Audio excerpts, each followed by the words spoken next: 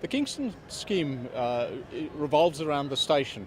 So we're building a hub around or at the station, and then that connects out to routes that approach the town centre.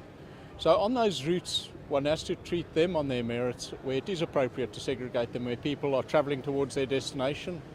And as they get into the town centre, they encounter more and more people. And in front of the station particularly, one has dynamic behaviour.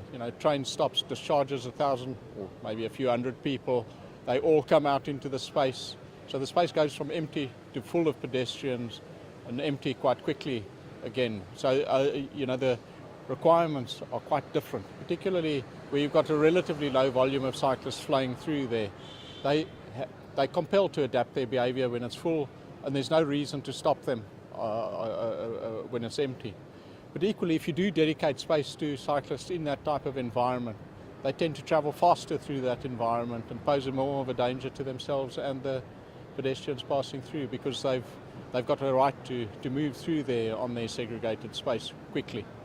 And I can illustrate examples of where you use the wrong solution, where you segregate in that type of environment, people just don't respect it. They behave like the space wants them to behave rather than the rules that you set in the ground for them.